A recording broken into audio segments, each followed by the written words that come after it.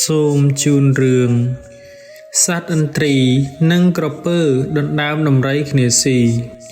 មាននិទានមួយថាមានសត្វឥន្ទ្រីមួយនៅលើកោះកណ្ដាលសមុទ្រហើយមានក្រពើមួយធ្វើរូងនៅក្រោមកោះនោះផងសត្វឥន្ទ្រីនោះតែងទៅឆាបដំរីអំពីត្រើយសមុទ្រយកទៅឆីនៅខាងរូងក្រពើជាប្រក្រតីថ្ងៃមួយក្រពើមើលយល់ឥន្ទ្រីពំដំរីនឹងឆីហើយក្រពើនោះគិតក្នុងចិត្តថាអញនឹងដណ្ដើមសាច់ដំរីអំពីឥន្ទ្រីឆីលុះឥន្ទ្រីពំដំរីមកដាក់ដល់ឋានដែលធ្លាប់តែបរិភោគជារៀងរាល់ថ្ងៃនោះក្រពើនោះវាចេញពីរូងទៅរកឥន្ទ្រីហើយសួរថាមនាលឥន្ទ្រីម្ដេចក៏ព្រះស្ដែងមកលួចសាច់ដំរីជាអាហារអញឥន្ទ្រីឆ្លើយថាដំរីនេះអញឆាបយកមកអំពីត្រើយសមុទ្រជាប្រកបទើបតែអំបញ្ញមិញនេះឯងម្ដេចក៏ព្រះស្ដែងថាអញលួចអាហារព្រះស្ដែង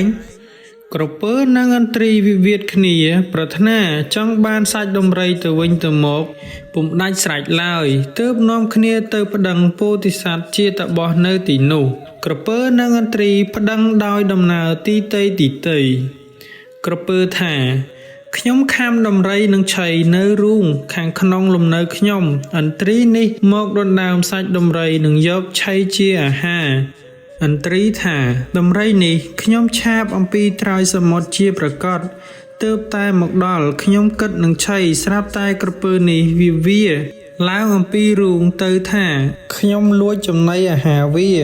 ទាំងនេះសូមព្រះអង្គពិចារណាឲ្យខ្ញុំផងទើបតបោះមកមើលដល់ទីកន្លែងដំរីឃើញតែស្នាមក្រចកឥន្ទ្រីពុំឃើញចង្កូមក្រពើនោះឡើយព្រះអង្គយកក្រចកឥន្ទ្រីមកផ្ទាប់មើលយល់ថាមែនតបោះថាឥន្ទ្រីនេះយល់ជាមានសាក្សីមែនពិតឯក្រពើអត់សាក្សីអ្វីឡើយទើបកាត់សេចក្តីឲ្យក្រពើចាញ់ឥន្ទ្រីតបោះកាត់សេចក្តីដូច្នេះហៅថាសុគតិកមនាងង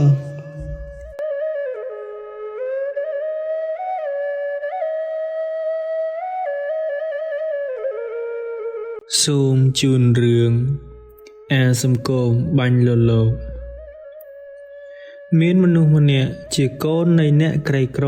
បុរសនេះតាំងពីចម្រើនធំឡើងមានរកស៊ីអ្វីសោះខំប្រឹងសង្វាតតែខាងការបរបាញ់ទាល់តែស្ទាត់ជំនាញបើបុរសនោះបាញ់ត្រង់សត្វណាចង់ឲ្យត្រូវក្បាលត្រូវកឬត្រូវទ្រូងរមែងត្រូវតាមបំណងតែរូបឆោមលោមពណ៌បុរសនោះអាក្រក់មៀតស្គមកំប្រឹងសក់ក្រញាញ់មុខក្រញោះអ្នកស្រុកដាក់ឈ្មោះឲ្យគេថាអាសង្គមបាញ់លលោកព្រោះវាតែងតែដើរបាញ់លលោករាល់ថ្ងៃមួយអាសង្គមបាញ់លលោកលីស្នាដើរទៅស្វែងរកបាញ់លលោកប្រទះឃើញភូមិសេដ្ឋីមួយមានដើមឈើដុះត្រសាយត្រសុំដង្គំដង្កាលជាទីលំនៅ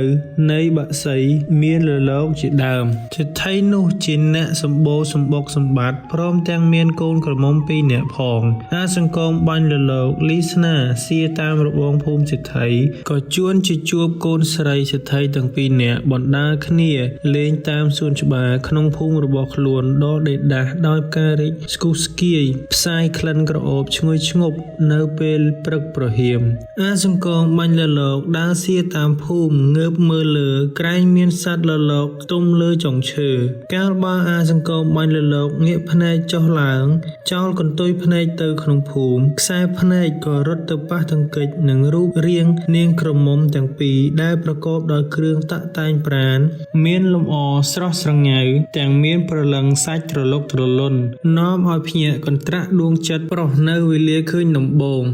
ឯអាសង្គមបាញ់លលោកគ្រាន់តែចោលភ្នែកទៅប៉ះរូបនាងនោះភ្លាមក៏ស្រឡាំងកាំងភ្លៀងស្មារតីភ្លេចខ្លួនជ្រុះទាំងស្នាទាំងព្រួយដល់ដីអាសង្គមបាញ់លលោកតាំងពីបានឃើញកូនសេដ្ឋីក៏ស្រឡាញ់ជាប់ចិត្តឥតភ្លេចហើយទៅដល់ផ្ទះថ្លែងប្រាប់ឪពុកម្ដាយនិយាយនឹងម្ដាយឲ្យទៅដណ្ដឹងកូនសេដ្ឋីឲ្យម្ដាយនិយាយនឹងកូនថាណែកូនម្ដេចក៏កូនឯងទៅស្រឡាញ់កូនសេដ្ឋីអញ្ចេះ បើឯងក្រីក្រភោគសម្បត្តិទាំងរូបឯងទៀតក៏អាក្រក់មិនសូវសមនឹងកូនគេធ្វើដូចម្ដេចនឹងគេឲ្យឯងអាសង្គមបាញ់លលោកក៏និយាយនឹងម្ដាយថាម៉ែបើម៉ែមិនទៅដណ្ដឹងឲ្យខ្ញុំទេខ្ញុំក៏អស់ឃើញមុខម៉ែក៏លែងបានឃើញមុខខ្ញុំតាំងពីថ្ងៃនេះទៅហើយម្ដាយដែលមានចិត្តអាណិតកូនឬកូននិយាយដូច្នោះក៏តស៊ូកាត់គេខ្មេះទៅនិយាយស្នើការនឹងសិទ្ធិក៏តបវិញថាខ្ញុំឥតបើស្អប់ខ្ពើមអីកូននាងទេ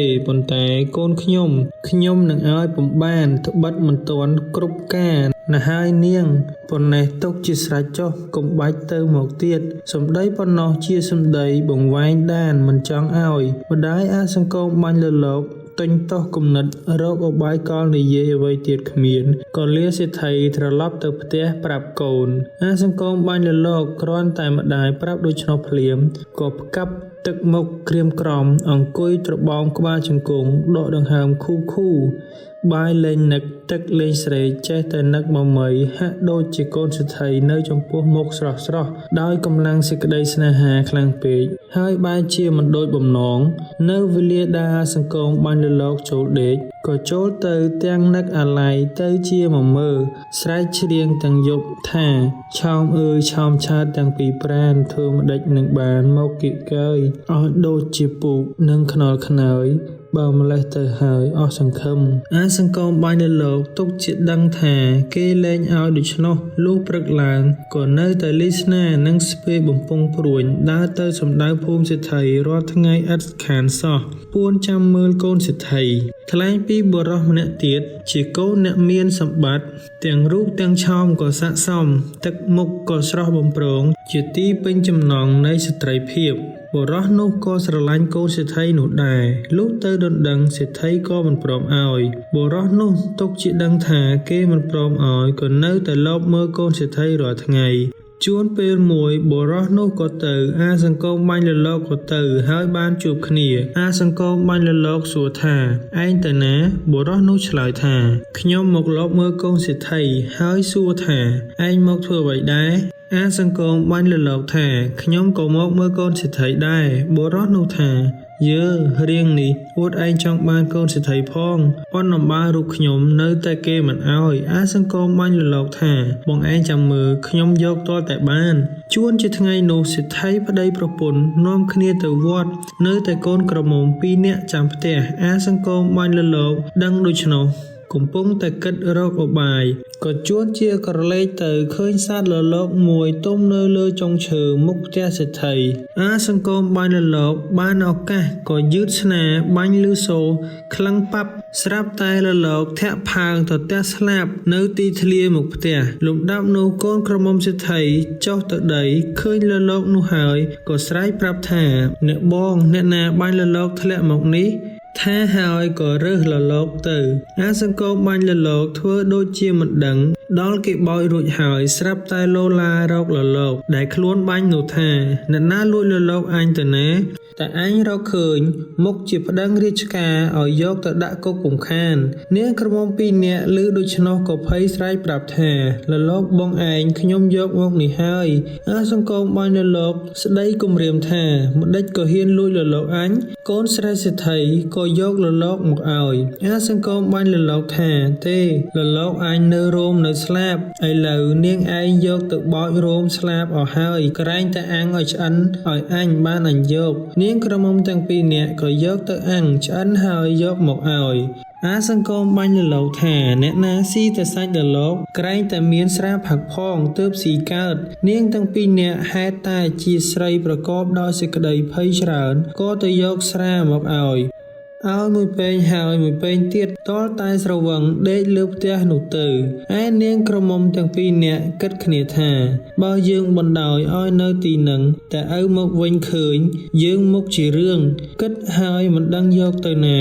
ក៏នាំគ្នាសែងអាសង្គមបាញ់លលោកយកទៅលាក់ក្នុងផ្ទះដល់ពេលយប់អាសង្គមបាញ់លលោកដឹងខ្លួនក៏ស្រែកថាមុខខំណាស់កូនសេដ្ឋីភ័យក្រែងឪពុកដឹងក៏នាំគ្នាសែងទៅដាក់ក្រោមគ្រែដេករបស់ខ្លួន អាសង្គមបាញ់លើលោកស្រែកទៀតថាសង្កោចខំណាស់នាងទាំងពីរនាក់ក៏លើកមកដាក់លើគ្រែក្នុងមុងជាមួយដោយគិតថាវាស្រវឹងស្រានឹងធ្វើអ្វីពេលនោះអាសង្គមបាញ់លើលោកបានឱកាសក៏តាំងលោកប្រឡែងស្ទាបអង្អែលដោយក្តីស្រឡាញ់ដរាបដល់បានរួមដំណេកជាមួយនាងក្រមុំទាំងពីរនាក់នោះទៅចេះ10មិនស្មើនឹងប្រសព1បាទសូមអរគុណចំពោះការចំណាយពេលវេលាដ៏មានតម្លៃស្ដាប់ពីដើមរហូតដល់ចប់បើមានកំហុសខុសឆ្គងត្រង់កន្លែងណាសូមមេត្តាខន្តីអភ័យទោសសូមកុំភ្លេចជួយចុច Subscribe ម្នាក់មួយហើយដាក់សញ្ញាកណ្ដឹងម្នាក់មួយផងសូមអរគុណសូមជូនរឿងអាឡេវកាលពីព្រៃនាយមានបុរសម្នាក់ឈ្មោះអ្នកងេះប្រពន្ធនាងងោះមានកូនប្រុសម្នាក់ឈ្មោះអាឡេវកូននោះលុះធំឡើងអាយុ7ឆ្នាំជាក្មេងមានប្រាជ្ញាដឹងថាម្ដាយឪពុកល្ងង់មិនចេះធ្វើការរកស៊ីជាអ្នកក្រលំបាកវាក៏និយាយនឹងម្ដាយឪពុកថា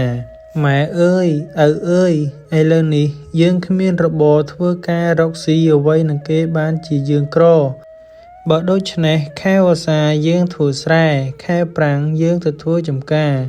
ឯខ្ញុំទៅធ្វើស្រែជាមួយនឹងឪឯងបើយើងអត់ស្លាម្លូអង្គម្ហូបចំណីអ្វីសឹមខ្ញុំមកយកពីផ្ទះនេះទៅស៊ីអាឡេវនិងឪពុកម្ដាយគិតគ្នាព្រមហើយក៏រៀបប្រដាប់ប្រដាឡើងទៅធ្វើស្រែលុះនៅស្រែយូរទៅអាឡេវនឹកចង់ស៊ីនំហើយវាគិតថាបើដូច្នេះអញនឹងបញ្ឆោតម៉ែឪអញយកនំស៊ីគិតហើយប្រាប់ឪពុកវាថាឪខ្ញុំទៅផ្ទះយកស្លាម្លូមកស៊ីឪពុកក៏ឲ្យកូនទៅផ្ទះអាឡេវដើរទៅដល់ពាក់កណ្ដាលផ្លូវបានឃើញវត្តលោកក៏ចូលទៅថ្វាយបង្គំរកលោកកោសក់ឲ្យលុះកោរួចហើយក្រាបថ្វាយបង្គំលាលោកទៅលុះទៅជិតដល់ផ្ទះអាឡេវយកសំពត់ទទួលក្បាលហើយវាធ្វើជាយំដើរចូលទៅក្នុងផ្ទះម្ដាយឃើញកូនយំដូច្នោះក៏សួរទៅកូនថាអ្វីក៏កូនយំអាឡេវធ្វើជាយំខ្លាំងឡើងទៀតម្ដាយឃើញកូនរត់តែយំខ្លាំងឡើងដូច្នោះក៏ស្ទុះទៅអោបហើយបើកសំពត់អំពីក្បាលកូនចេញឃើញក្បាលកូនរលីងរឹតតែសង្ស័យហើយសួរទៀតថាហេតុអ្វីក៏បានជាកោសក់ហើយយំដូច្នេះអាឡេវប្រាប់ម្ដាយថាឪគាត់ស្លាប់ហើយនាងងោះលុះឮកូនថាដូច្នោះក៏គក់ទ្រូងស្រែកទួញយំអាឡោះអាឡៃរៀបរាប់ពីកាលចាប់ដៃគ្នាជាប្តីប្រពន្ធរៀងដរាបមកអាឡេវឃើញម្ដាយយំសង្រេងដូច្នោះក៏អង្វរលួងលោមម្ដាយថាអ្នកម្ដាយអើយអ្នកកុំយំបើអ្នកចេះតែយំតើធ្វើដូចម្ដេចនឹងបានបុណ្យទានបញ្ជូនទៅឲ្យឪនាងងោះជាម្ដាយឮអាឡេវខាត់មិនឲ្យយំហើយសួរទៅអាឡេវថាបានរៀបបញ្ចុះខ្មោចឪឯងរួចហើយឬនៅអាឡេវប្រាប់ម្ដាយថាខ្ញុំបានពឹងអ្នកស្រុកឲ្យគេជួយរៀបបញ្ចុះខ្មោចឪរួចល្អល្អិតហើយនាងងោះឮកូនថាដូច្នោះក៏ម្នីធ្វើនំអន្សមនំគមចំណីចំណុកហើយនិយាយនឹងអាឡេវថាកូនអើយឯងយកចំណីនេះទៅធ្វើបុណ្យឲ្យឪឯងចុះអញមិនទៅទេបើអញទៅឃើញស្រែដែលឪឯងធ្វើកន្លែងដែលឪឯងទៅហើយភ្នោខ្មោចឪឯងនោះម្ដាយរឹតតែជាកើតទុកច្រើនឡើងទៀតបើដូច្នោះឯងទៅចុះអាឡេវឮម្ដាយថាដូច្នោះក៏នឹកអក្នុងចិត្តណាស់ត្បិតត្រូវនឹងគំនិតខ្លួនដែលកុហកម្ដាយនោះហើយក៏ម្នីរៀបសង្រែករួចក៏រែកទៅលុះទៅដល់ពាក់កណ្ដាលផ្លូវដាក់អម្រែកពីលើស្មាហើយអង្គុយស៊ីនំនឹងចំណីចំណុកលុះត្រាតែឆ្អែតនៅសល់ខ្លះអាឡេវរៀបទុកយកទៅផ្ញើឪវាលុះទៅជិតដល់ខ្ទមឪវាធ្វើជាយំទៀតអ្នកងេះជាឪពុកឃើញកូនយំហើយសក់ទើបនឹងកោថ្មីដូច្នេះក៏សួរទៅកូនថាកូនអើយអ្វីក៏ឯងយំហើយកោទាំងសក់ក្បាលដូច្នេះអាឡេវប្រាប់ឪពុកថាឪអើយឥឡូវម៉ែគាត់ស្លាប់ទៅហើយបានជាខ្ញុំកោសក់អស់បងប្អូនគេរៀបធ្វើបុណ្យឲ្យម៉ែបានជាមានទាំងនំឥឡូវនេះខ្ញុំយកមកផ្ញើឪពិសាឪពុកជាអ្នកឆោតល្ងងណាស់ឮកូនប្រាប់ដូច្នោះក៏យំអាណិតប្រពន្ធហើយនិយាយនឹងអាឡេវថាកូនអើយ អំពីថ្ងៃនេះតទៅឪពុកលែងទៅទន្លេទៀតហើយអាឡែវឮថាឪពុកលែងទៅស្រុកដូច្នោះក៏នឹកអរក្នុងចិត្តណាស់ព្រោះត្រូវនឹងគំនិតខ្លួនគិតលុះយូរបន្តិចទៅអាឡែវនិយាយនឹងអ្នកងេះជាឪពុកថាឪអើយឥឡូវនេះឪនៅតែពីអ្នកនឹងខ្ញុំដោយសពថ្ងៃនេះលំបាកណាស់គ្មានអ្នកណានឹងដណ្ដាំបាយស៊ីគ្មានអ្នកណាដេសម្ពុតអាវស្លៀកដណ្ដប់បើដូច្នោះឪឯងរកដណ្ដឹងប្រពន្ធយកមកគ្រាន់នឹងដណ្ដាំបាយដងទឹកបុកស្រូវទើបយើងមិនសូវនឿយហត់ដោយសពថ្ងៃពេកអ្នកងេះជាឪពុកឆ្លើយឡើងថាកូនអើយម្ដាយឯងស្លាប់ទៅពុំទាន់បានមួយខែទេឥឡូវនេះឯងឲ្យឪយកប្រពន្ធទៀតកូនឯងមិនអាណិតម៉ែឯងទេឬមួយទៀតឪខ្មាស់គេក្រែងគេថាប្រពន្ធស្លាប់ពុំទាន់បានប៉ុន្មានថ្ងៃប្តីគិតរកប្រពន្ធថ្មីឪខ្មាស់គេណាស់មិនយកប្រពន្ធទៀតទេអាឡែវចេះតែអង្វរឪតែសពថ្ងៃមួយអាឡែវឃើញឪពុកមកពីស្រែនឿយហត់ណាស់វាក៏និយាយថាឪអើយឥឡូវនេះឪឯងហត់ណាស់ព្រោះគ្មានប្រពន្ធនឹងជួយកម្លាំងមួយទៀតពាក្យបុរាណលោកថាមនុស្សគ្មានប្រពន្ធដូចជាឪឯងនេះបើទៅធ្វើការឯព្រៃបាត់ការងារផ្ទះធ្វើការងារផ្ទះបាត់ការងារឯព្រៃធ្វើដូចម្ដេចនឹងបានប្រាក់ចាយស៊ីនឹងគេហើយខ្លួនក៏នឿយហត់ផងអ្នកងេះឮកូនអង្វរដូច្នេះក៏សួរទៅថាបានអ្នកណាទៅដណ្ដឹងប្រពន្ធឲ្យឪអាឡែវឆ្លើយថាឪកំព្រួយសុំខ្ញុំទៅរកដណ្ដឹងជូនឪនៅតែរៀបរបស់នឹងទៅការចុះអ្នកង៉ែតជាឪពុកឮកូនថាដូច្នោះក៏ថាតាមតែកូនគិតចុះអាឡែវឮឪពុកព្រមដូច្នោះហើយក៏រៀបខ្លួនម្នីម្នាទៅផ្ទះនាងងោះជាម្ដាយនៅបាន2-3ថ្ងៃទើបឪវានិយាយនឹងនាងងោះជាម្ដាយថាម៉ែអើយយើងនៅតែ2នាក់ខ្ញុំក៏ក្មេងមិនចេះរកស៊ីធ្វើការម៉ែជាស្ត្រីហើយមេម៉ាយផងឥឡូវមានគេចង់បានម៉ែយកប្តីទៅគ្រាន់គេចិញ្ចឹមសោះអត់ឃ្លានយើងក៏មិនសូវលំបាកឯនាងងោះ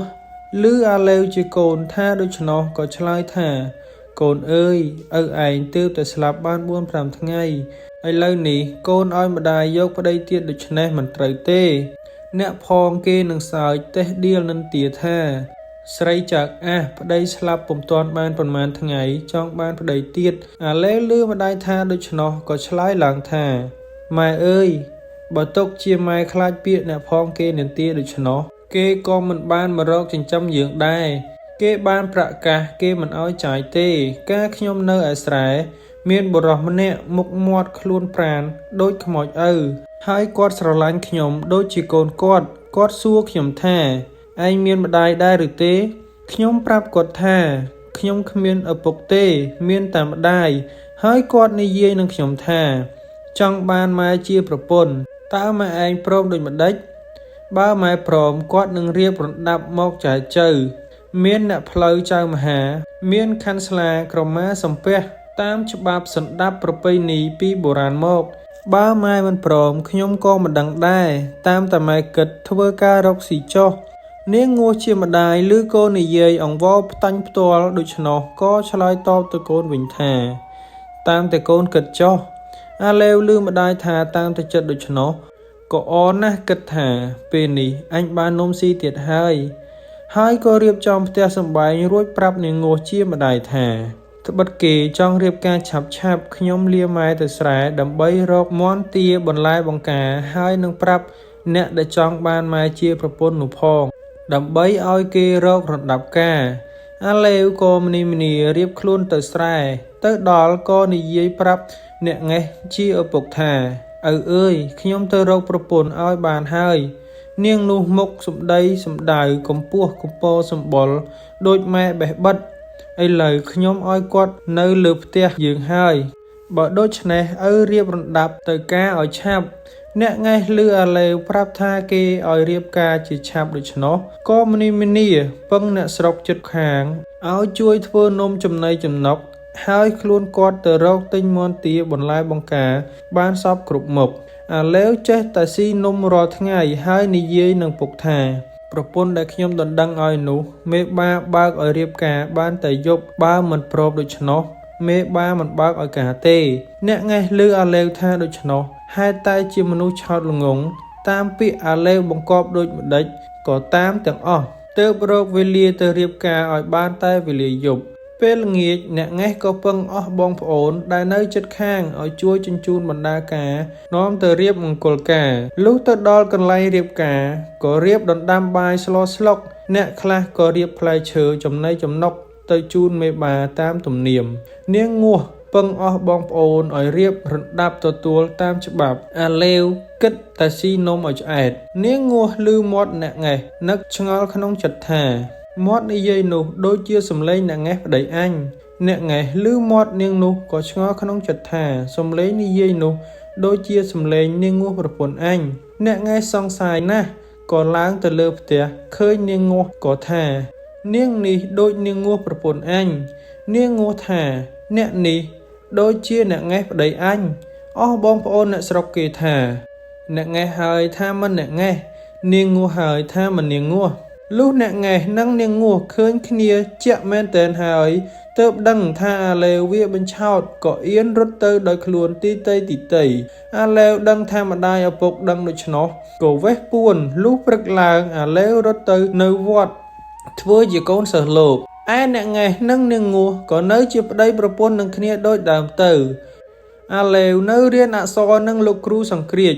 លុះយូរទៅអាឡេវគិតថាអញនឹងបញ្ឆោតលោកសង្ឃណាដែលមានប្រាក់ច្រើនយកទៅឲ្យម៉ែអញអាឡេវគិតដូច្នោះហើយក៏ទៅនិយាយនឹងលោកភិក្ខុកំឡោះមួយអង្គដែលមានប្រាក់ច្រើនថាមានស្រីម្នាក់ស្រឡាញ់លោកគ្រូស្រីនោះក្រមុំល្អល្អឯកណាស់លោកគ្រូឮអាឡេវថាដូច្នោះអចង់បានហើយនិយាយនឹងអាឡេវថាបើប្រកាសដូចឯងថាមែនអញនឹងឲ្យប្រាក់ឯងមួយបាតអាឡេវថាចាំដល់ពេលយប់ងងឹតលោកគ្រូនៅចាំកន្លែងនោះខ្ញុំប្រកាសអាណានាំស្រីនោះមកហើយវាលាលោកចុះពីលើកុដដើរតម្រង់ទៅផ្ទះចិនគិតទៅនិយាយបញ្ឆោតចិនទៀតលុះទៅដល់ហើយដើរចូលទៅក្នុងផ្ទះនិយាយនឹងចិនថាចឹកចង់បានស្រីក្រមុំដែរឬទេចិនឆ្លើយថាអញចង់បានអាឡេវថាបើចឹកចង់បានតើឲ្យប្រាក់ប៉ុន្មានចិនថាអញឲ្យ1បាតអាឡេវថាតិចណាស់ឲ្យ2បាតនោះអញនឹងរកស្រីក្រមុំល្អឲ្យចឹកឯងចិនថាអាឡេវថាបើដូច្នោះចាំពេលយប់ងងឹតអញនឹងនាំមកឲ្យចឹកឯងហើយអាឡេវក៏ត្រឡប់វិលទៅវត្តលុះដល់វេលាយប់ងងឹតមើលគ្នាមិនស្គាល់វាក៏នាំលោកនោះឲ្យទៅអង្គុយចាំក្នុងរោងស្ងាត់មួយហើយវានិយាយផ្ដាំលោកថាបើខ្ញុំកណានាំស្រីនោះមកដល់លោកយកជីពោទទួលប្រកេះឲ្យចិត្តអាឡេវផ្ដាំលោកនោះរួចក៏ដើរចូលទៅក្នុងផ្ទះចិនហើយចិននោះមកហើយនិយាយឥឡូវអញរកស្រីក្រមុំឲ្យចឹកឯងបានហើយអាឡេវវាផ្ដាំចិនថាបើចឹកឯងចូលទៅដេកនឹងស្រីនោះត្រូវទទួលក្បាលឲ្យចិត្តទើបនាំចឹកនោះទៅរោងដែលលោកចាំហើយវាខ្សឹបប្រាប់ចិនថាស្រីនៅក្នុងនេះហើយឲ្យប្រាក់មកចិនមើលទៅក្នុងរោងឃើញលោកអង្គុយទទួលចុយពោនៅនោះនឹកគិតស្មានថាស្រីមែនក៏ឲ្យប្រាក់ទៅអាឡេវបានប្រាក់ហើយក៏វេះជាប្រញាប់ត្រឡប់ទៅវត្តវិញលុះចិននិងលោកបានជួបគ្នាហើយចិនគិតថាលោកជាស្រីលោកក៏គិតថាចិនជាស្រីក៏ច្របាច់គ្នាហួលដោយលោកអត់ចង្ហាន់ល្ងាចក៏មិនមានកម្លាំងក៏ដួលដេកទៅចិនពាល់ត្រូវស្វះលោកក៏ដឹងថាអាឡេវកុហកទាំងលោកទាំងចិនលុះដឹងថាអាឡេវបញ្ឆោតក៏អៀនដើរទៅកុដទៅផ្ទះដោយខ្លួនទៅអាឡេវនៅចាំលោកឯកុដលុះលោកមកដល់កុដហើយវាក៏ទារប្រាក់អំពីលោកនោះថាអាឡេវឯងបញ្ឆោតអញហើយឯងមកទារប្រាក់ពីអញទៀតអញមិនឲ្យឯងទេអាឡេវថាបើលោកមិនឲ្យប្រាក់ទេខ្ញុំកណានឹងទៅពិតលោកគ្រូធំថាលោកទៅដេកនឹងស្រីហើយនឹងទៅប្រាប់អស់ឧបាសិកាទាយុទាយិកាអ្នកស្រុកនៅក្នុងភូមិទាំងអស់ឲ្យគេដឹងទៀតបើគេដឹងហើយគេមិនឲ្យបាយលោកឆាន់ទេហើយលោកក៏ខ្មាស់គេនៅវត្តជាមួយគេពុំបានមួយទៀតបើខ្ញុំកណាទៅដល់ក្រុមសង្ឃការី មុខជាគេមកចាប់លោកយកទៅជំនុំជម្រះពិចារណាតាមដំណើរដែលលោកជួលខ្ញុំកណាឲ្យទៅរកស្រីហើយលោកថាឲ្យប្រាក់ខ្ញុំកណា1 បាតឥឡូវនេះលោកបានដេកនឹងស្រីហើយលោកកិច្ចថាមិនឲ្យវិញខ្ញុំកណាមិនលែងលោកទេមុខជាទៅពិតគ្រូធំហើយលោកនោះឮអាឡេវថាដូច្នោះក៏ផិតភ័យខ្លាំងណាស់យកប្រាក់1 បាតឲ្យអាឡេវជាប្រញាប់អាឡេវមិនព្រមទទួលយកវាថាការលោកនិយាយនោះថាឲ្យប្រាក់1 បាតដែលឆាន់ស្បាយសពថ្ងៃឥឡូវត្រូវលោកយកប្រាក់វល់ឲ្យពេញបាតទើបខ្ញុំបករណាព្រមទទួលយកបើលោកមិនព្រមឲ្យនឹងទៅពិតគ្រូធំថាលោកទៅដេកនឹងស្រីពីយប់មិញលោកគ្រូជ្រាបហើយនឹងចាប់លោកយកទៅវាយបណ្ដេញមិនឲ្យនៅក្នុងវត្តមួយទៀតខ្ញុំប្រកាសណានឹងទៅប្តឹងលោកអុកញ៉ាព្រះស្ដេចជាធំក្នុងក្រុមសហការីឲ្យមកចាប់យកទៅពួកសង្ឃការីលោកផ្សឹកចេញពីសង្ឃហើយដាក់ជាពលរាជនិមន្តពំនោះសោតគេនឹងដាក់ជាពលបោចស្មៅដំរីលោកឮអាឡេវថាដូច្នោះក៏ភ័យណាស់អង្វរថាចាំរកប្រាក់ឲ្យកុំទៅពិតលោកធំនឹងទៅប្តឹងក្រុមសង្ឃការីឡើយហើយខំរកប្រាក់លក់ទាំងស្បង់ជីពរផ្សេផ្សំឲ្យអាឡេវឃើញលោកលក់ស្បង់ជីពរផ្សេផ្សំប្រាក់ដូច្នោះក៏និយាយនឹងលោកថាណាហើយចុះលោករកប្រាក់ឲ្យខ្ញុំកណាល្មមតែស្ពាយទៅផ្ទះរួចបានហើយលោកឮអាឡេវថាដូច្នោះក៏មានចិត្តត្រេកអររៀបវិច្ចប្រាក់មួយសំពាយឲ្យអាឡេវហើយនិយាយអង្វរថាកុំនិយាយប្រាប់គេឲ្យដឹងអាណិតយកតែបុណ្យទៅចុះអាឡេវថាលោកកុំព្រួយប្រតិយខ្ញុំកណាមិនប្រាប់គេទេហើយទទួលយកប្រាក់ពីលោកដើរទៅផ្ទះលុះទៅដល់ផ្ទះជួបនឹងម្ដាយអាឡេវក៏ស្រែកហៅម្ដាយថាម៉ែដេថងនាងងោះឮហើយសួរទៅថាដេថងធ្វើអ្វី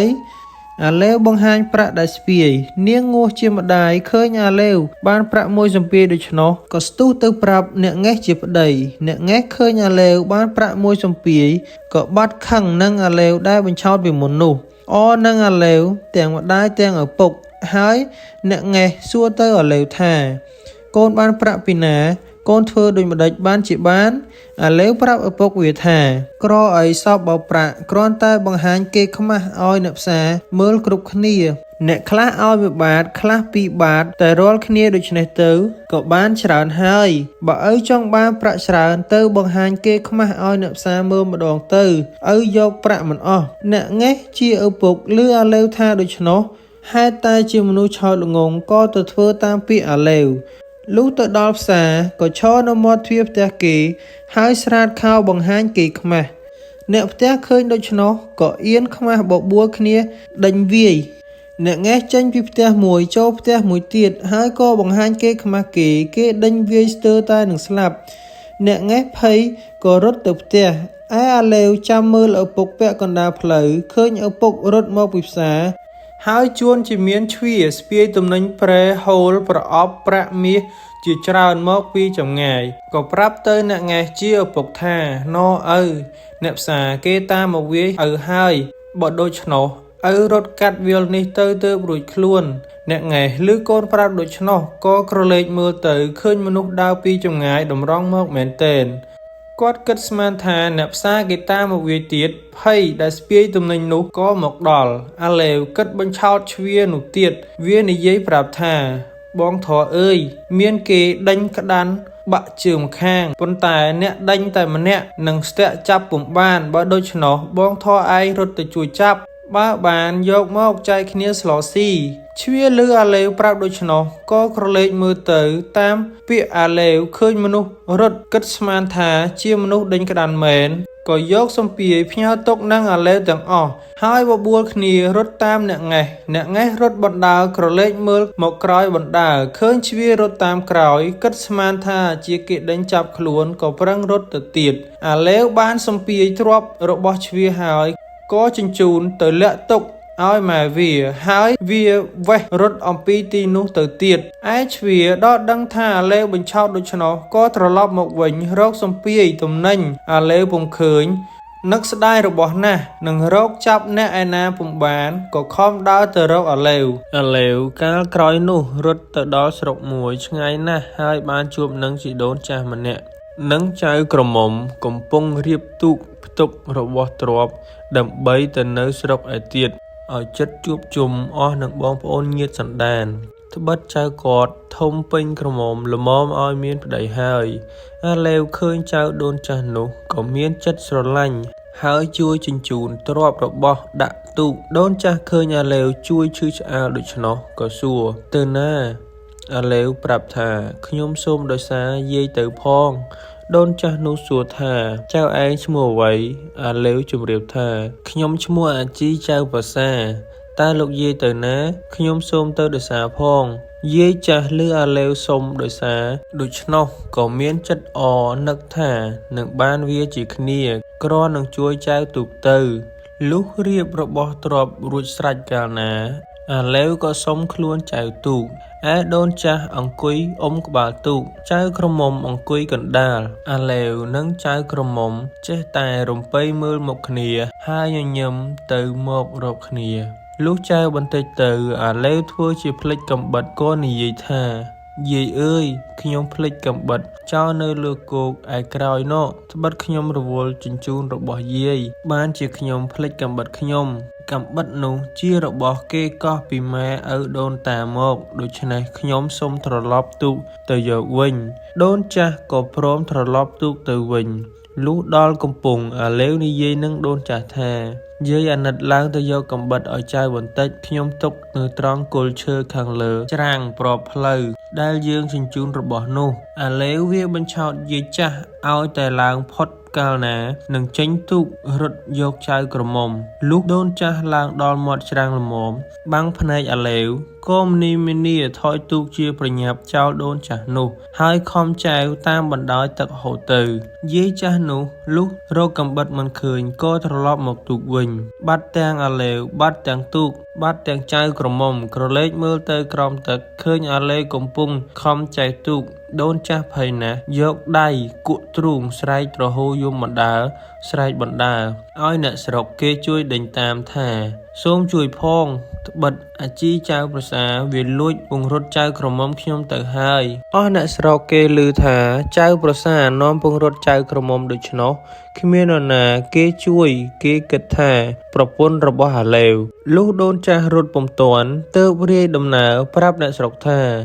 ដែលលួចចៅខ្ញុំនោះវាឈ្មោះជីចៅប្រសាវាលួចពង្រត់ចៅក្រមុំនិងទ្រព្យខ្ញុំទៅទទេតើទើបអ្នកស្រុកគេដឹងគ្រប់គ្នាថាអាឡេវវាបញ្ឆោតលួចពង្រត់ចៅក្រមុំនិងទ្រព្យរបស់យាយដូច្នោះក៏គេមិនដឹងធ្វើដូចម្ដេចនឹងទៅតាមក៏មិនទាន់ត្បិតវាទៅយូរណាស់ហើយអាឡេវខំចៅទូកដល់វេលាយប់និយាយលួងលោមនាងក្រមុំថាបានជាបងខំពង្រត់មកត្បិតបងស្រឡាញ់នាងណាស់ឥឡូវនេះបងយកនាងធ្វើជាប្រពន្ធនាងក្រមុំនោះចេះតែកន្ទុកកន្ទិញរលឹកជីដូនបិទធ្លាប់តែនៅពីរនាក់ហើយនិយាយប្រាប់អាឡេវថាម្លេះសមយាយគាត់រកខ្ញុំមិនឃើញគាត់នឹងលោតទឹកសម្លាប់ខ្លួនក៏មិនដឹងមួយទៀតសមនឹងគាត់រលឹកខ្ញុំគាត់សង្រេងសង្រីអត់ទាំងបាយទៅជាឈឺស្លាប់អាសាអត់ការបើជាដូច្នោះសូមអ្នកជួយខ្ញុំទៅវិញបើអ្នកមិនជូនខ្ញុំទៅទេខ្ញុំនឹងលោតទឹកសម្លាប់ខ្លួនអាឡេវឮនាងនោះនិយាយដូច្នោះក៏វាទូកចូលទៅក្នុងព្រៃស្ងាត់លួងលោមនាងថាបងស្រឡាញ់នាងណាស់ហើយបានជាបងខំពង្រត់យកមកធ្វើជាប្រពន្ធបើនាងលោតទឹកសម្លាប់ខ្លួនដូច្នោះតើបងបានអ្នកណាជាប្រពន្ធនាងឆ្លើយថា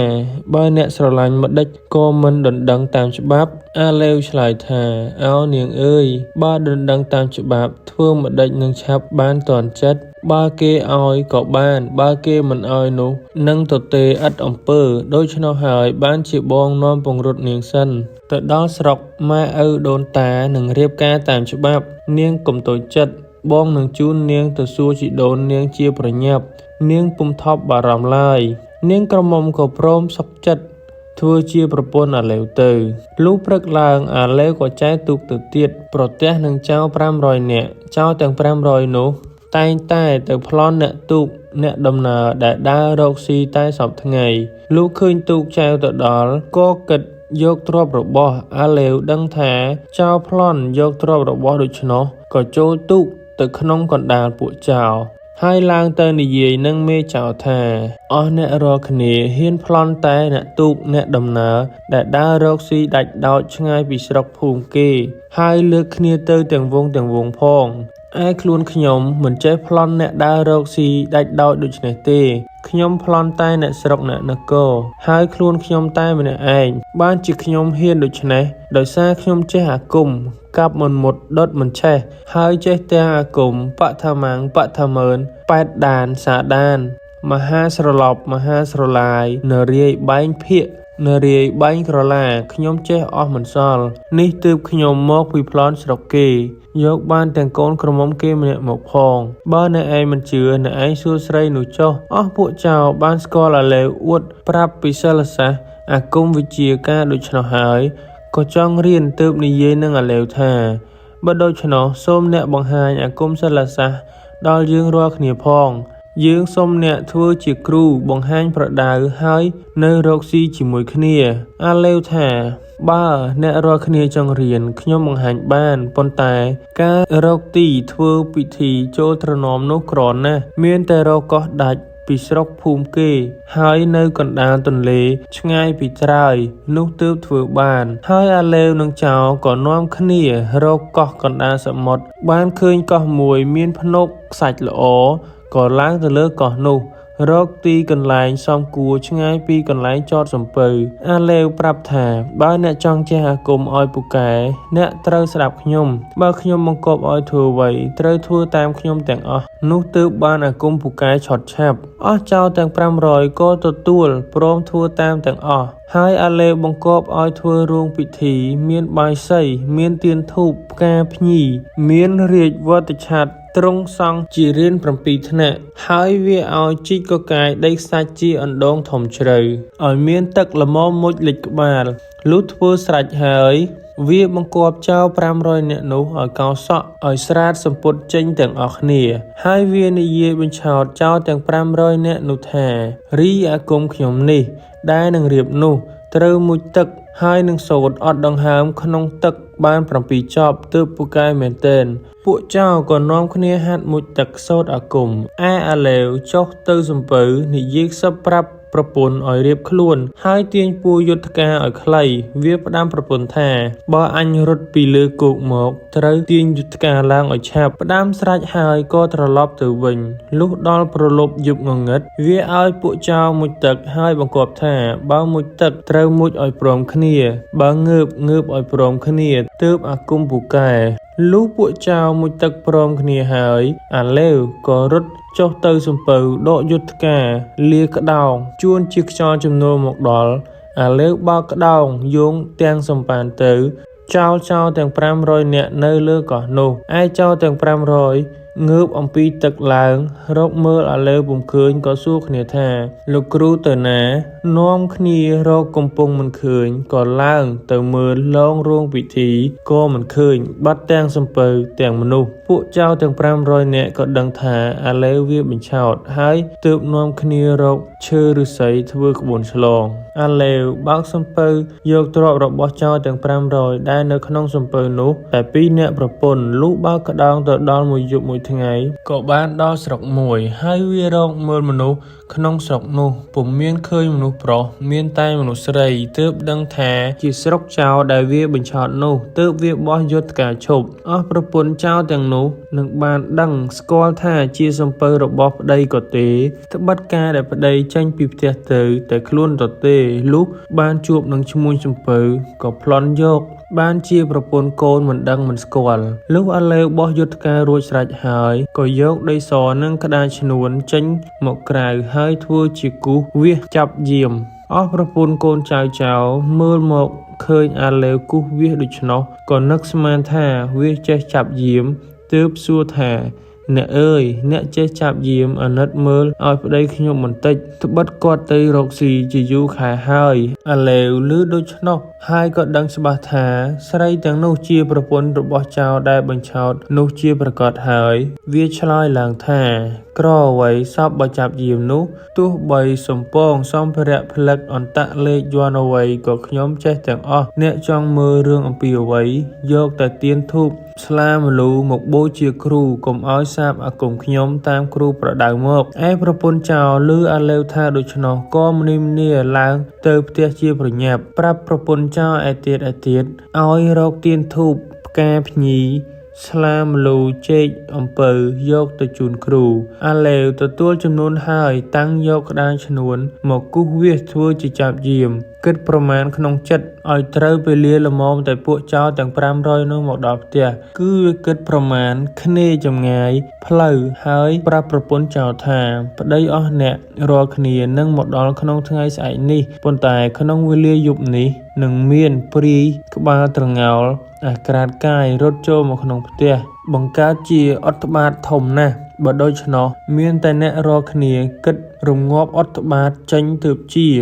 ឯប្រពន្ធកូនចៅទាំង500នាក់ឮអាឡេវថាដូច្នោះក៏ភ័យហើយសួរថាគិតធ្វើដូចម្ដេចនឹងរងាប់អត្តបាតចេញបានអាឡេវឆ្លើយថាវាងាយទេការរងាប់អត្តបាតនោះដល់វេលាប្រលប់កាលណាត្រូវអស់អ្នករាល់គ្នានាំកូនចៅកាន់ដំបងត្រនងចាំនៅមាត់ទ្វារផ្ទះបើឃើញព្រាយក្បាលត្រងោលអាក្រាតកាយរត់ចូលមកក្នុងផ្ទះត្រូវវាយកុំឲ្យវាចូលបានឯពួកចៅទាំង500នោះលុះឆ្លងរួចដល់ត្រើយកាលណាពេលថ្ងៃពួនព្រៃយប់ទើបដើរកាត់តម្រង់មកផ្ទះព្រោះគ្មានសម្ពុតស្លៀកបានជាមិនចេញដើរពេលថ្ងៃលុះដល់ថ្ងៃកំណត់ដែលអាឡេវចាប់យាមពេលប្រលប់ពួកចៅក៏មកដល់ផ្ទះខ្លួនឯកូនប្រពន្ធកាន់ដំបងត្រនងនៅចាំមាត់ទ្វារឃើញប្តីរត់ចូលមកក្នុងផ្ទះគិតស្មានថាព្រាយក្បាលត្រងោលមែនក៏ពឺតតែវាយទាល់តែដួលសន្លប់ខ្លះរបួសខ្លះពិការក្រោយមកទើបបានស្គាល់ជាប្តីជាឪពុកខ្លួនហើយនិយាយតាមដំណើរប្រាប់ប្តីសពគ្រប់ពួកចៅទាំង500ខឹងនឹងអាឡេវខ្លាំងណាស់តែមិនដឹងធ្វើដូចម្ដេចព្រោះខ្លួនត្រូវដំបងដំណំទាំងអស់គ្នាហើយមិនដឹងថាអាឡេវនៅឯណាវេលានោះអាឡេវនៅចាំលបស្ដាប់ប្រពន្ធកូនចៅវាយប្តីខ្លួនដល់លឺមាត់ស្រែកត្រហឹងពេញពាសទាំងស្រុកក៏បើកសំពៅរត់ទៅស្រុកប្រពន្ធវិញលុះទៅដល់ហើយអាឡេវនិងប្រពន្ធឡើងទៅរកជីដូនបានជួបនឹងជីដូនក៏សំពះសុំទោសហើយប្រគល់របស់ទ្រព្យក្នុងសំពៅទាំងប៉ុន្មានជូនជីដូនទាំងអស់ជីដូនបានឃើញសម្បត្តិអាឡេវពេញសំពៅក៏បាត់ខឹងបែរជាស្រឡាញ់រាប់អានអាឡេវជាចៅប្រសាមែនទែនអាឡេវរៀបសង់ផ្ទះលួសខ្ញុំកំដរពាសពេញក្នុងផ្ទះឲ្យបម្រើជីដូនក្មេកនិងប្រពន្ធលុះនៅយូរបន្តិចក៏លាជីដូននិងប្រពន្ធទៅសួរឪពុកម្ដាយវាជីដូនក្មេកផ្ដាំថាបើចៅទៅកុំនៅយូរពេកឆាប់ត្រឡប់មករកជីដូនវិញត្បិតសពថ្ងៃជីដូនកំព្រាឥតមានអ្នកឯណាជាទីពឹងទេឯប្រពន្ធអាឡេវចង់តាមអាឡេវទៅដែរក៏និយាយថាខ្ញុំចង់ទៅជាមួយនឹងអ្នកឲ្យស្គាល់ម៉ែឪបងប្អូនញាតិសន្តានស្រុកទេសអ្នកមួយទៀតខ្ញុំមិនចង់ឃ្លាតពីអ្នកទេព្រោះថាស្ត្រីប្តីឆ្ងាយហើយកម្រនឹងទុកដាក់រក្សាខ្លួនណាស់អ្នកផងគេតែងនិន្ទាថាដូចជាស្រីមេម៉ាយចំណាយមាត់គេហេតុដូច្នេះបានជាខ្ញុំមិនចង់នៅចង់ទៅតាមអ្នកជាប្តីអាឡេវឆ្លើយឡើងថានាងអើយបងចង់បាននាងទៅជាមួយដែរប៉ុន្តែអាណិតជីដូនត្បិតគាត់ចាស់ជរាណាស់ហើយក្រែងឈឺចាប់យប់ថ្ងៃគ្មាននរណាថែទាំបីបាច់រក្សាដោះថ្នាំចាំជំងឺនឹងទុកចិត្តលើមនុស្សម្នាខ្ញុំកំដរមិនបានទេដោយការយើងនាំគ្នារត់ទៅនោះគាត់សន្ធឹងសន្ថៃរីងរៃស្គមស្គាំងទើបនឹងបានគ្រាន់បើឥឡូវបើយើងទៅចោលគាត់ទៀតគាត់នឹងឈឺស្លាប់ពុំខានឡើយពីមុនបានជាខុសឆ្គងម្ដងទៅហើយឥឡូវនេះយើងគិតកុំឲ្យខុសធ្លយម្ដងទៀតឯប្រពន្ធលើប្តីថាដូច្នោះនឹកអាណិតជីដូនក៏ព្រមឲ្យប្តីទៅទើបរៀបស្បៀងរៀងខ្លួនសម្រាប់បរិភោគតាមផ្លូវសពគ្រប់ហើយសួរប្តីថាអ្នកនឹងយកមនុស្សម្នារទេះសាលីទៅប៉ុន្មានអាឡេវឆ្លើយថាបងមិនយកទៅទេបងនៅតែម្នាក់ឯងឯគំនិតអាឡេវបានជាមិនចង់យកមនុស្សម្នាទៅពីព្រោះគិតចង់បានប្រពន្ធទៀតបើយកមនុស្សម្នាទៅតាមក្រែងគេដឹងថាខ្លួនមានប្រពន្ធហើយ នឹងទៅដណ្ដឹងកូនគេទៀតក្រែងគេមិនអោយវានិយាយនឹងប្រពន្ធថាបងធ្លាប់ដើរតែម្នាក់ឯងតែមានមនុស្សម្នាក្របីរទេះទៅជាមួយផងធ្វើដំណើរមិនរហ័សទាន់ចិត្តហេតុដូច្នេះបានជាបងមិនចង់យកទៅអាឡេវវិចតែប្រាក់និងស្បៀងគ្រាន់ស៊ីតាមផ្លូវឯជីដូនផ្ដាំហើយផ្ដាំទៀតថាបើចៅទៅដល់ម្ដាយឪពុកនៅជាសុខសប្បាយចូលចៅឆាប់ត្រឡប់មកវិញណាចៅអាឡេវក៏លាជីដូននិងប្រពន្ធហើយដើរចេញទៅលុះទៅដល់អ្នកងេះនិងនាងងោះជាឪពុកម្ដាយហើយក៏យកប្រាក់ទៅជូនម្ដាយឪពុកម្ដាយឪពុកមានចិត្តត្រេកអរសួរថាកូនទៅណាបាត់យូរម្លេះម្ដាយឪពុកចេះតែទន្ទឹងមើលផ្លូវកូនតែសពថ្ងៃអាឡេវប្រាប់ថាខ្ញុំទៅគិតការរកស៊ីត្បិតម៉ែឪឯងមិនគិតរកស៊ីនឹងគេអ្នកងេះនាងងោះឆ្លើយថាតាមតែកូនគិតចុះចំណែកខាងម្ដាយនិងឪពុករកស៊ីគ្រាន់តែមាត់ហើយនឹងរក្សាទ្រព្យទុកឲ្យកូនចូលកូនគិតរកអំរោះអំរដោយខ្លួនឯងចុះអាឡេវនៅនឹងម្ដាយឪពុកបាន 2-3 ថ្ងៃក៏លាចេញដើរទៅទៀតលុះដល់ស្រុកធំវាចូលទៅមើលក្នុងវាំងសពគ្រប់ហើយចេញមករកមើលផ្ទះនាម៉ឺនសេដ្ឋីក៏ឃើញសេដ្ឋីម្នាក់មានផ្ទះធំទ្រនំខ្ពស់មានទ្រព្យសម្បត្តិច្រើនមានរោងរទេះគោរទេះក្របីដំរីសេះមនុស្សម្នាខ្ញុំកំដរពាសពេញមានច្បារដំណាំជាឧសៀនមានជើងផ្កាគ្រប់ចម្ពោះគ្រប់ពណ៌ដាក់ហែជាជួរក្នុងសួនច្បារមានត្រីមាសត្រីប្រាក់មានសេះដើមឈូកសឈូកក្រហមប្រលិតរំចង់ស្បង់ជរដោះពាសពេញហើយមានកូនក្រមុំមិនទាន់មានប្តីអាឡេវមានចិត្តស្រឡាញ់ចង់បានក៏ចូលទៅកាន់ផ្ទះសេដ្ឋីហើយជម្រាបសុំខ្លួនធ្វើជាកូនក្មួយសេដ្ឋីឃើញអាឡេវមកសុំខ្លួនធ្វើជាកូនក្មួយដូច្នោះក៏មានចិត្តអាណិតស្រឡាញ់ហើយសួរថាឯងនៅស្រុកណាម្ដាយឪពុកនៅស្រុកណាអាឡេវជម្រាបសេដ្ឋីថាខ្ញុំបាទនៅស្រុកឆ្ងាយណាស់ឪពុកម្ដាយខ្ញុំមានទ្រព្យរបស់ខ្ញុំកំដរគោក្របីដំរីសេះផ្ទះសម្បែងដូចលោកដែរប៉ុន្តែគាត់មានជំងឺឈឺស្លាប់អស់ហើយខ្ញុំបាទតូចចិត្តណាស់មិនចង់នៅត្បិតធ្លាប់តែមានម៉ែឪឥឡូវនៅតែម្នាក់ឯងបានជាខ្ញុំបាទចោលផ្ទះសម្បែងទ្រព្យរបស់មកសុំនៅជាមួយនឹងលោកតាមតែលោកប្រណីធ្វើការអ្វីៗខ្ញុំបាទទទួលទាំងអស់សេដ្ឋីក៏ព្រមទទួលយកអាឡេវឲ្យនៅចាប់តាំងពីថ្ងៃដែលមកនៅនឹងសេដ្ឋីអាឡេវតែងភ្ញាក់ពីព្រលឹមបោះផ្ទះថែទាំរបស់ទ្រព្យរៀបទុកដាក់តាមទីកន្លែងហើយខំធ្វើការដូចជារបស់ខ្លួនសេដ្ឋីឃើញអាឡេវឧស្សាហ៍ធ្វើការថែទាំទ្រព្យសម្បត្តិមិនមានឲ្យខ្នោះចិត្តក៏រឹតតែស្រឡាញ់ឡើងឲ្យអាឡេវត្រួតត្រាដាស់តឿនមនុស្សម្នាខ្ញុំកំដរទាំងអស់រាល់តែវេលាសេដ្ឋីទៅគាល់ស្ដេចបានយកអាឡេវទៅផងលុះទៅដល់ជីញយអាឡេវស្គាល់ពួកក្រមការនិងកូនក្មួយទាំងអស់តមកទៀតវាស្គាល់ដល់នាម៉ឺនតូចធំតាំងពីលោកក្រឡាហោមយមរាជចក្រីវាំងនិងនាម៉ឺនធំតូចឯទៀតប៉ុន្តែអាឡេវធ្វើចិត្តជាទុកជាណានាថ្មេះតេះដៀលដូចម្ដេចក៏មិនចេះខឹងនឹងគេសូម្បីកូនក្មួយផងគ្នាធ្វើដូចម្ដេចក្ដីអាឡេវក៏មិនចេះតបមិនចេះខឹងឡើយកាលអាឡេវតាមសេដ្ឋីទៅគាល់ស្ដេចហើយមានគេសួរថាឯងឈ្មោះអ្វីវាប្រាប់ថាខ្ញុំឈ្មោះអាឡេវតេវពួកនាម៉ឺនឃើញអាឡេវទៅហើយក៏ហៅថាអាឡេវតេវតែរាល់គ្នាដូចនេះឯងក្រោយមកអាឡេវតេវទៅលេងនៅសាលាជំនុំស្ដាប់ចៅក្រមជំនុំជម្រះតែសពថ្ងៃក៏ចេះច្បាប់ទម្លាប់ច្រើនហើយអាឡេវតេវរើសយកសម្បត្តិដែលគេបោះចោលមានទាំងស្នាមត្រាបោះនៅនោះផងតាំងពីត្រាលោកក្រឡាហោមយមរាជនិងនាម៉ឺនធំតូចទាំងអស់ដែលមានមាសប្រាក់ច្រើនហើយវាយកក្រមួនមកសូនធ្វើជាត្រាហើយវាស់និងរង្វង់ត្រាកាកសម្បត្តិចាស់ហើយវាឆ្លាក់ធ្វើឲ្យត្រូវតាមស្នាមត្រាចាស់ទាំងអស់រួចវាធ្វើជាសម្បត្តិសឹងមានឈ្មោះនាម៉ឺនទាំងអស់នោះជំពាក់ប្រាក់ខ្លះ100ណែនខ្លះ200ណែនខ្លះ500ណែនគ្រប់តែនាម៉ឺនធំតូចតែរាល់គ្នាទាំងអស់ហើយបត់ទុកក្នុងហឹបមួយពេញបើខ្លួនវាមិននៅទៅធ្វើការទីណាក្ដីឬទៅលេងក្ដីវាយកហឹបនោះទៅផ្ញើនឹងប្រពន្ធសេដ្ឋីហើយផ្ដាំថាកុំឲ្យនរណាបើកឲ្យសោះដល់វាវិលមក ក៏ទៅយកហឹបនោះមកវិញធ្វើដូច្នេះជារឿយៗលុះដល់ថ្ងៃក្រោយទៀតអាឡេវតេវរៀបទៅធ្វើការក៏យកហឹបទៅផ្ញើនឹងប្រពន្ធសេដ្ឋីហើយផ្ដាំថាអ្នកប្រយ័ត្នរក្សាទុកឲ្យល្អកុំឲ្យនរណាបើកមើលលេងហើយវាក៏ទៅធ្វើការទៅឯប្រពន្ធសេដ្ឋីនឹកឆ្ងល់នឹងហឹបអាឡេវតេវណាស់ក៏យកហឹបនោះមកបើកមើលឃើញសម្បត្តិពេញក្នុងហឹបហើយលាមើលសម្បត្តិទាំងអស់នោះបានឃើញសេចក្តីសម្បត្តិថាពួកនាម៉ឺនជំពាក់ប្រាក់សឹងមានចំនួនគ្រប់គ្នាអស់ហើយបោះត្រាផងលុះរើសមើលសម្បត្តិទាំងអស់ឃើញសុទ្ធតែនាម៉ឺនជំពាក់ប្រាក់ជាច្រើនណាស់ដូច្នោះក៏យកហឹបសម្បត្តិទៅបង្ហាញសេដ្ឋីជាប្តីឯសេដ្ឋីបានឃើញសម្បត្តិអាឡេវតេវសពគ្រប់ហើយក៏និយាយនឹងប្រពន្ធថាកាលអាឡេវតេវវាមកនៅនឹងយើងនោះអញបានសួរពីម្ដាយឪពុកវានៅឯណាវាប្រាប់ថាគ្មានម្ដាយឪពុកទេស្លាប់អស់ហើយ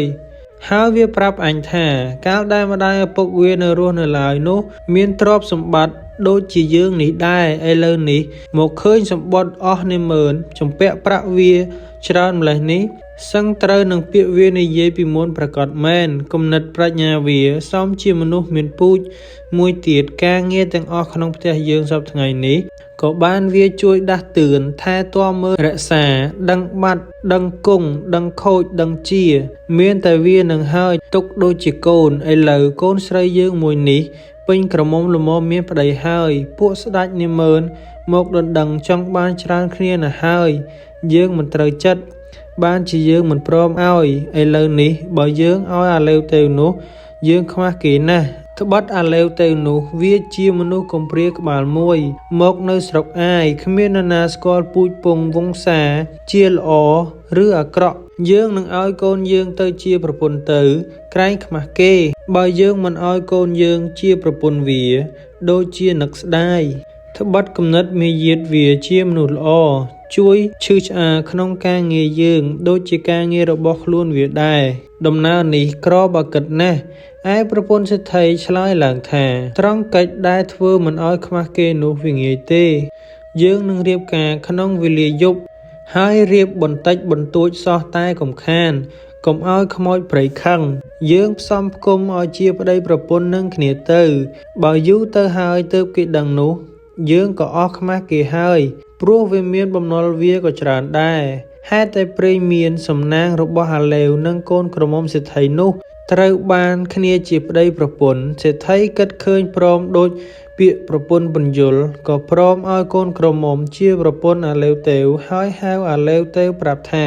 តាំងពីថ្ងៃដែលឯងមកនៅនឹងអញមើលទៅគំនិតមាយាទចិត្តថ្លើមឯងឈឺឆ្អាលក្នុងការងារអញដូចជាកូនអញបង្កើតបើដូច្នោះអញឲ្យកូនក្រមុំអញជាប្រពន្ធឯង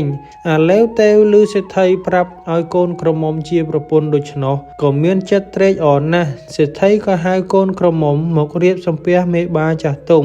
រៀបសែនព្រេនតាមសណ្ដាប់បុរាណផ្សំផ្គុំអាឡេវតេវនិងកូនក្រមុំជាប្តីប្រពន្ធនឹងគ្នាទៅលុះការរួចបាន 2-3 ថ្ងៃប្រពន្ធអាឡេវតេវទៅគាល់ស្ដេចឯក្នុងវាំងបាននិយាយប្រាប់អាឡេវតេវជាប្តីឲ្យដឹងឯអាឡេវតេវក៏និយាយផ្ដាំប្រពន្ធថាអញទៅចាំសាលាជំនុំបើនាងឯងឃើញអញបោយដៃហៅត្រូវនាងឯងលើកជើងពៀនស្លាមកលុតជង្គង់ហុចពៀនស្លានោះឲ្យអញឲ្យទទួលយកហើយនាងឯងសំពះត្រឡប់ទៅវិញចុះអាឡេវតេវលុះនិយាយផ្ដាំប្រពន្ធសពគ្រប់ហើយក៏ស្លៀកពាក់សំពត់ចាស់ពាក់អាវចាស់ដោយកាលធ្វើពីមុនហើយទៅអង្គុយលេងនៅសាលាជំនុំពួកនាម៉ឺនសពមុខមន្ត្រីចៅក្រមសាលាភ្នាក់ងារក្រមការខុនម៉ឺនមហាថ្លឹកមកពីពេញឃើញអាឡេវតេវអង្គុយនៅសាលានាម៉ឺនខ្លះផ្ទាត់ក្បាលខ្លះទះខ្នងខ្លះទះដៃខ្លះឲ្យអាឡេវធ្វើថ្លុកក្រមាច់លេងត្បិតធ្លាប់លេងពីមុនមកដូចនេះឯងឯអាឡេវតេវជាមនុស្សមានប្រាជ្ញាក្រមាច់កំប្លែងលេងឲ្យគេចូលចិត្តមិនចេះខឹងនឹងអ្នកណាទេទោះនាម៉ឺនសពមុខមន្ត្រី ខុនមើនមហាថ្លឹកនៅក្រោមការភ្នាក់ងារប្រើវាដូចម្ដេចក្ដីលេងដូចម្ដេចក្ដីក៏មិនចេះខឹងមិនចេះប្រកែកឲ្យអ្នកណាអាក់អន់ចិត្តតាំងតែពីដើមមកដូចនេះឯងហើយពួកនិមឺនមិនដឹងជាអាឡេវបានកូនក្រមុំសេដ្ឋីមកធ្វើជាប្រពន្ធផងស្មានថាអាឡេវជាមនុស្សផ្ដេសផ្ដាស់ដើរសុំទានគេស៊ីរកទីលំនៅគ្មានបានជានាំគ្នាមាក់ងាយវាលុះដល់កូនសេដ្ឋីជាប្រពន្ធអាឡេវទេវជីកអង្រឹងស្នែងហើយមានមនុស្សម្នាកំដរកាន់ប្រអប់មាសប្រាក់ដើរពាសពេញផ្លូវមកនិមឺនទាំងអស់នោះនិយាយថាណមើលកូនក្រមុំសេដ្ឋីល្អណាស់ដើរចូលមកក្នុងវាំងនិមឺនខ្លះលាន់មកថាល្អមែនកូនស្ដេចកូននិមឺនដណ្ដឹងច្រើនមកហើយតែមិនបានឯអាឡេវទេវឮនិមឺននិយាយគ្នាថាកូនស្ដេចកូននិមឺនដណ្ដឹងកូនក្រមុំសេដ្ឋីមិនព្រមឲ្យដូច្នោះក៏ឆ្លើយឡើងថាបើអស់លោកថាដណ្ដឹងកូនក្រមុំសេដ្ឋីឲ្យកូនលោកមិនបានលោកចាំមើលខ្ញុំបាទវិញចុះវេលាកូនក្រមុំសេដ្ឋីចុះមកអំពីក្នុងវាំងខ្ញុំបាទនឹងហៅឲ្យចូលមកហើយឲ្យយកស្លាមកឲ្យខ្ញុំទទួលទានលោកហ៊ានភ្នាល់ទេពួកនិមឺនលឺអាឡេវទេវថាដូច្នោះមិនជឿត្បិតមិនដឹងជាសេដ្ឋីឲ្យកូនក្រមុំទៅជាប្រពន្ធអាឡេវទេវសោះមួយទៀតពួកនិមឺនទាំងអស់នោះធ្លាប់តែដឹងថាអាឡេវទេវជាមនុស្សក្រមាច់លេងផ្ដេសផ្ដាស់បានជាមាក់ងាយវាខ្លាំងណាស់ហើយមិនដឹងជាអាឡេវទេវមានប្រាជ្ញាច្រើនដល់ម្លឹងសោះទើបហ៊ាននិយាយនាំគ្នាភ្នាល់នឹងអាឡេវទេវថា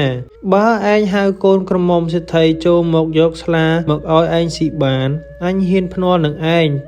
ប៉ុន្តែឯងគ្មានអ្វីដាក់ភ្នាល់នឹងអញទេអាឡេវទេវឮពួកនិមឺនថាដូច្នោះក៏ឆ្លើយឡើងថាលោកកុំព្រួយប្រសាសន៍នឹងខ្ញុំបាទបើខ្ញុំបាទចាញ់លោកខ្ញុំបាទធ្វើសម្បត្តិនៅបម្រើជាខ្ញុំលោកអស់មួយជីវិតតាមចិត្តលោកប្រើធ្វើអ្វីខ្ញុំបាទទទួលធ្វើទាំងអស់និមឺនសពមុខមន្ត្រីទាំងអស់ឮអាឡេវទេវថាដូច្នោះក៏អរគ្រប់គ្នាដោយចង់បានអាឡេវទេវនោះមកធ្វើជាខ្ញុំតែរៀងខ្លួនត្បិតវាចេះនិយាយភូតផរក្រមាច់កំ ប្លែងលេងគ្រាន់សប្បាយដោយសារវាមួយទៀត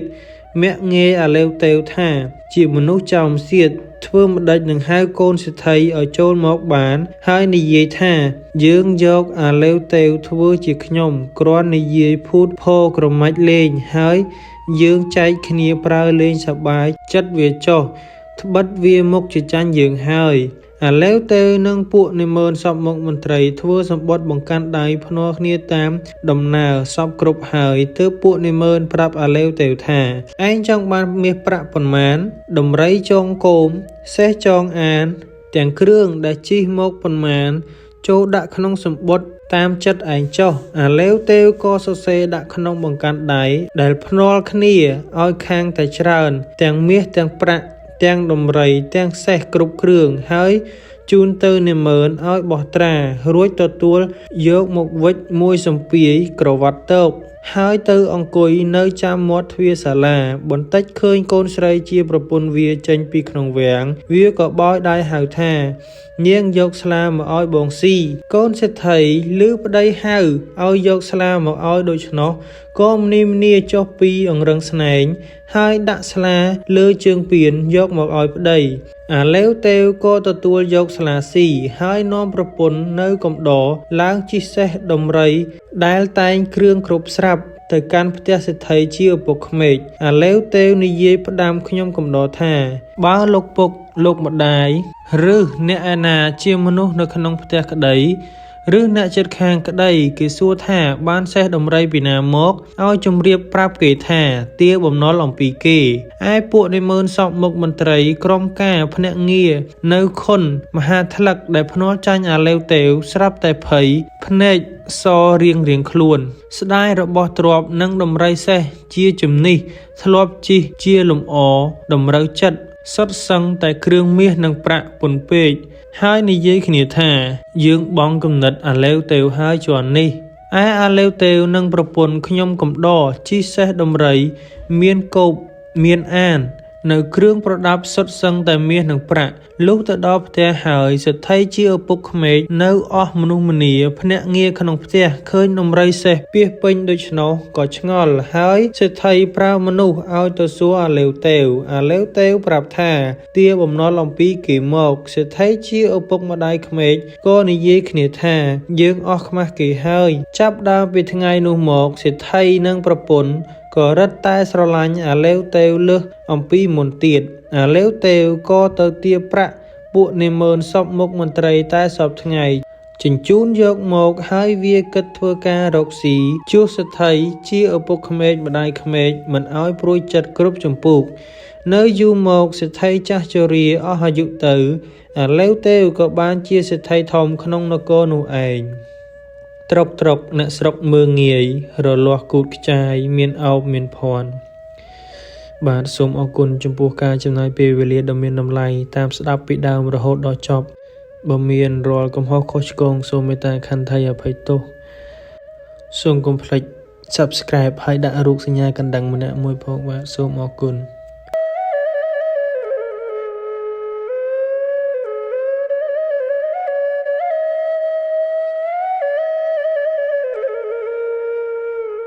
សូមជូនរឿងគង់ហ៊ានកាលពីព្រេងនាយមានមនុស្សម្នាក់ឈ្មោះគង់មានប្រពន្ធ2នាក់មួយឈ្មោះនាងអាមមួយឈ្មោះនាងគង់ថ្ងៃមួយអ្នកគង់បាននាំប្រពន្ធទាំង2នាក់ទៅសួរសុខទុក្ខបងប្អូននៅស្រុកឆ្ងាយតាមផ្លូវនៅស្រុកនោះមានខ្លាសាហាវអ្នកគង់បណ្ដាប្រពន្ធទាំង2នាក់ទៅដល់ព្រៃធំមួយជិតស្រុកគេព្រៃនោះតែងមានខ្លាដេញខាំមនុស្សគោក្របីស៊ីតែជារឿយលុះអ្នកគង់ទៅដល់កន្លែងនោះខ្លាស្ទុះដេញស្រែកសន្ធប់ពីចម្ងាយមកអ្នកគង់រត់ចូលក្នុងរូងឈើញ័រដៃញ័រជើងរៀកនោមព្រោះភ័យណាស់នាងអាំនិងនាងគុំខំព្រួតវាយខ្លានោះស្លាប់ទៅឯអ្នកគង់ឃើញប្រពន្ធវាយខ្លាស្លាប់ហើយបានស្ទុះម្នីចេញពីរូងឈើមកយកដំបងវាយខ្លាស្លាប់ស្រាប់នោះថែមទៀតប្រពន្ធទាំង2នាក់បន្ទោសប្តីថាខ្លាគេវាយងាប់ហើយធ្វើជាមកវាយថែមទៀតប្រុសអីកំសាញីដូច្នេះអ្នកគង់ជេរបំពេញទៅប្រពន្ធថាមិនដែលមានស្រីណាវាយខ្លាស្លាប់ទេមានតែប្រុសទើបហ៊ានវាយខ្លាទាល់តែស្លាប់ហើយអ្នកគង់បានបោចវ័រចងខ្លានោះនាំប្រពន្ធសែងចូលទៅក្នុងស្រុកអស់អ្នកស្រុកឃើញអ្នកគង់សែងខ្លាមកគេបបួលគ្នាទៅមើលពាសពេញហើយគេសួរថាឯងធ្វើដូចម្ដេចបានជាបានខ្លានេះត្បិតខ្លានេះសាហាវណាស់វាតែងខាំមនុស្សម្នាគោក្របីស៊ីច្រើនណាស់ហើយប្រពន្ធអ្នកគង់ក៏និយាយប្រាប់ទៅអ្នកស្រុកថាអ្នកគង់គាត់ឃើញខ្លាវាបោលមកគាត់រត់ចូលទៅក្នុងរូងឈើខ្ញុំ2នាក់ជាស្រីព្រួតគ្នាវាយខ្លានោះទាល់តែស្លាប់អ្នកគង់ឮប្រពន្ធនិយាយប្រាប់គេដូច្នោះក៏បញ្ចោលរំលោភទៅលើប្រពន្ធថាមិនដែលមានស្រីណាខ្លាំងពូកែហ៊ានវាយខ្លាស្លាប់ទេមានតែប្រុសទើបខ្លាំងពូកែហ៊ានវាយខ្លាឲ្យស្លាប់បានអ្នកគង់ក៏អួតប្រាប់អ្នកស្រុកថាកាលដែលខ្លាវាស្ទុះមកនឹងខាំដូច្នេះខ្ញុំដាក់ស្នៀតគុណដូច្នេះបានជាវាយវាបានហើយអ្នកគង់ធ្វើជាលោតគុណវាយខ្លាឲ្យអ្នកស្រុកមើលឯអ្នកស្រុកកោតខ្លាចអ្នកគង់រាល់គ្នាហើយឲ្យឈ្មោះថាគង់ហ៊ានតាំងពីថ្ងៃនោះមកឮល្បីឈ្មោះគង់ហ៊ានជាអ្នកពូកែចេះគុណវាយខ្លាស្លាប់រឿងនេះជ្រាបដល់ស្ដេចក៏ឲ្យយកទៅចិញ្ចឹមធ្វើជាសេនាសម្រាប់ច្បាំងសង្គ្រាមលុះយូរបន្តិចទៅជួនជាមានសឹកគេលើកមកច្បាំងយកនគរស្ដេចទ្រង់ប្រើគង្ហៀនឲ្យទៅច្បាំងគង្ហៀនឮស្ដេចទ្រង់ប្រើឲ្យទៅច្បាំងសឹកដូច្នោះ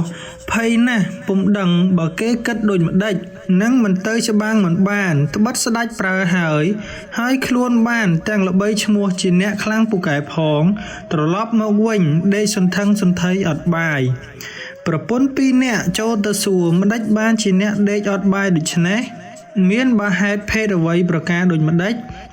គង់ហ៊ានប្រាប់ថាត្បិតស្ដេចទ្រង់ប្រើបងឲ្យទៅច្បាំងសឹកឥឡូវនេះបងខ្លាចសឹកនោះណាស់មិនដឹងបើគិតដូចម្ដេចទេប្រពន្ធឆ្លើយឡើងថាអ្នកកុំព្រួយចិត្តធានាលើខ្ញុំទាំងអស់អ្នកក្រោកឡើងពិសាបាយឲ្យឆ្អែតងូតទឹកឲ្យស្រួលខ្លួនចុះ អ្នកគង់លឺប្រពន្ធលួងលោមដូច្នោះបានធូរក្នុងចិត្តក្រោកឡើងងូតទឹកស៊ីបាយរៀបគ្រឿងប្រដាប់ទៅច្បាំងលុះរៀបរួចហើយដល់ពេលវេលាល្អក៏ចូលទៅក្រាបបង្គំទូលស្ដេចចេញទៅច្បាំងយកទាំងប្រពន្ធទៅផងគង់ហ៊ានជិះខាងក្បាលដំរីប្រពន្ធជិះខាងក្រោយមានរេពលហែអមមុខក្រោយជាក្បួនទ័ពត្រៀបត្រាពាសពេញលុះជិះទៅចិត្តខ្មាំងសត្រូវមើលឃើញច្បាស់ប្រកបគង់ហ៊ានភ័យណាស់លិចអាចលិចនោមញ័រដៃញ័រជើងដូចគេអង្រួនក្បាលដំរីឯដំរីគិតស្មានថាគេអង្រួនឲ្យខ្លួនបោចូលក៏ចេះតែបោលសម្រុកចូលទៅមុនរេពលទាំងអស់គ្មាននរណាតាមទាន់ឯខ្មាំងសត្រូវឃើញគង់ហ៊ានបំបោលដំរីចូលដូច្នោះគិតស្មានថាមេទ័ពនេះពូកែណាស់ក៏បាក់ទ័ពចាញ់រត់ខ្ចាត់ខ្ចាយរកតែប្រះអាយុដោយខ្លួនទៅគង់ហ៊ានឃើញខ្មាំងរត់អស់ហើយក៏ធ្វើជាអួតក្អេងក្អាងឲ្យអស់នាម៉ឺនរេពលកោតខ្លាចអស់នាម៉ឺនឃើញគង់ហ៊ានលិចអាចដាក់ក្បាលដំរីស្អុយពាសពេញដូច្នោះគេសួរថាលោកមេទ័ពធ្វើអីក៏លិចលិមួកដូច្នេះគង់ហ៊ានឆ្លើយឡើងថាគេកំពុងតែច្បាំងនឹងសត្រូវហើយឈឺផ្ទៃនឹងចុះទៅដោះទឹកសត្វឯណាបានមានតែដោះទឹកសត្វលើក្បាលដំរីដូច្នេះឯងបើរវល់តែទៅដោះទឹកសត្វខ្មាំងវាមិនកាប់ស្លាប់ឥតអំពើទៅហើយឬអស់នាម៉ឺននឹងរេពលឬគង់ហ៊ាននិយាយដូច្នោះអ្នកខ្លះមានប្រាជ្ញគេដឹងថាគង់ហ៊ានខ្លាចអ្នកខ្លះគេមិនសូវមានប្រាជ្ញកោតសរសើរគង់ហ៊ានណាស់ឯគង់ហ៊ានបានឈ្នះទ័ពត្រឡប់ចូលមកក្នុងនគរវិញហើយចូលទៅក្រាបបង្គំទូលស្ដេចទ្រង់ជ្រាបថាគង់ហ៊ានទៅច្បាំងឈ្នះដេញខ្មាំងរត់ខ្ចាត់ខ្ចាយអស់ទៅទ្រង់ត្រេកអរណាស់ទ្រង់ព្រះរាជទានយស័ក្តិនាម៉ឺនធំហើយព្រះរាជទានព្រះរាជទ្រព្យគ្រឿងបណ្ដាការជាច្រើនតាំងពីថ្ងៃនោះមកគង់ហ៊ានរឹតតែអួតខ្លាំងពូកែក្អេងក្អាងឡើងទៀតលុះក្រោយមកទៀតមានក្រពើសាហាវមួយចេះតែដេញខំអស់មនុស្សម្នាអ្នកឈ្មួញជួញដូរដែលរកស៊ីខាងជើងទឹកជើងកំពង់គេខ្លាចរអាគ្រប់គ្នាមិនមាននរណាហ៊ានចុះមុជទឹកឬដើរងូតសោះអស់រាសលំបាកចិត្តណាស់រឿងនោះក៏ជ្រាបទៅដល់ស្ដេចទ្រង់ត្រាស់ប្រើឲ្យគង់ហ៊ានទៅចាប់ក្រពើឯគង់ហ៊ានឮព្រះបន្ទូលដូច្នោះនឹកភ័យណាស់ប៉ុន្តែមិនហ៊ានទទឹងនឹងព្រះបន្ទូលក៏ទទួលថានឹងយកអាសាសូមទ្រង់គំព្រួយព្រះរាជហឫទ័យគង់ហ៊ានត្រឡប់មកដល់ផ្ទះវិញនិយាយនឹងប្រពន្ធថាគេអើយឥឡូវនេះទ្រង់ប្រើយើងឲ្យទៅចាប់ក្រពើក្នុងទន្លេត្បិតក្រពើសាហាវណាស់ម្ដងនេះឃើញជាមិនរួចខ្លួនទេមុខជាក្រពើខាំស្លាប់មិនខានពីមុននៅលើគោកគ្រាន់នឹងមើលទៅឃើញឥឡូវនេះនៅក្នុងទឹកធ្វើដូចម្ដេចនឹងកិច្ចរួចប៉ុន្តែស្ដេចទ្រង់ប្រើហើយនឹងមិនទៅក៏មិនបានបើដូច្នេះមានតែទៅលោតឲ្យក្រពើខាំស្លាប់តែម្ដងទៅគង់ហ៊ានគិតគ្នានឹងប្រពន្ធដូច្នោះហើយក៏ហៅអស់កូនក្មួយមកធ្វើជាទៅចាប់ក្រពើ